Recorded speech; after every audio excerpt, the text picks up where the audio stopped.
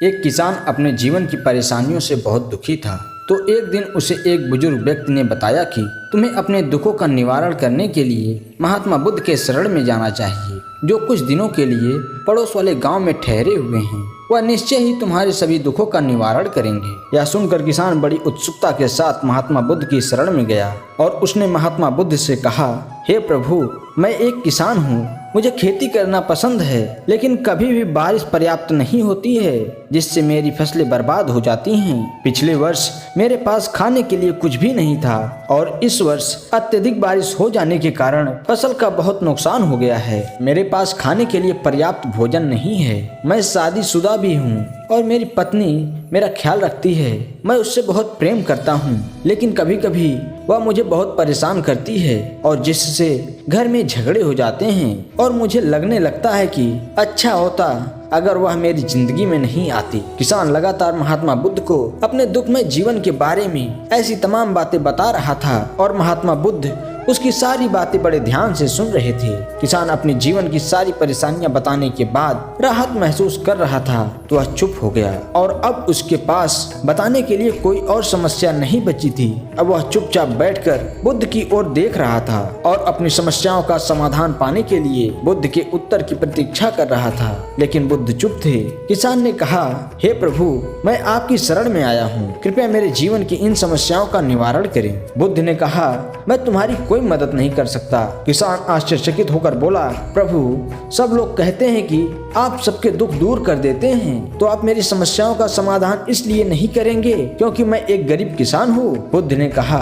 मुश्किलें तो हर किसी के जीवन में आती हैं। जीवन में दुख और परेशानियां आना स्वाभाविक है। व्यक्ति के जीवन में अक्सर उसके कर्मों के अनुसार परिस्थितियां बदलती रहती हैं, जिससे सुख, दुख, निराशा और क्रोध आता है। नए रिश्तों का बनना, पुराने रिश्तों का बिगड़ना, रिश्तों में मिठास और कड़वाहट, ये सब सामान्य है।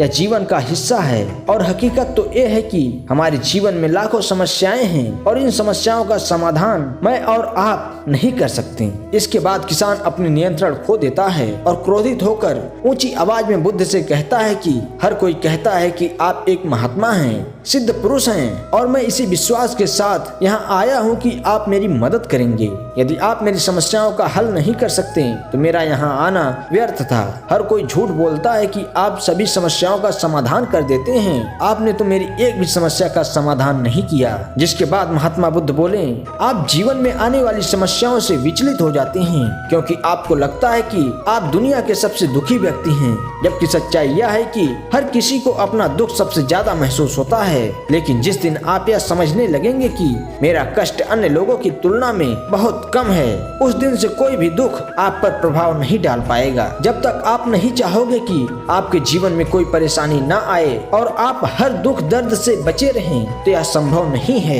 ऐसे में छोटा सा दर्द भी आपको बेचैन कर देगा और आपकी मानसिक शांति भंग कर देगा। अगर आपको हर दिन हर पल बिना दुख और कठिनाइयों के जीवन जीने को मिले तो आप ज्यादा दिन तक ऐसा नहीं जी पाएंगे। एक समय ऐसा भी आएगा जब आप एक ही तरह की जिंदगी जीने से पूरी तरह तंग आ जाएंगे और ऊब जाएंगे, क्योंकि जीवन में किसी भी चीज की अधिकता जीवन के लिए भयानक समस्या पैदा कर देती है। जिस तरह खाना खाने का असली आनंद तभी मिलता है जब बहुत तेजी से भूख लगी हो और पानी पीने का असली मजा तभी आता है जब बहुत प्यास लगती है, उसी तरह जीवन में तमाम दुखों और कठिनाइयों को झेलने के बाद ही खुशी का आनंद मिलता है। इसलिए जीवन में दुख अलग अलग रूपों में आते रहते हैं।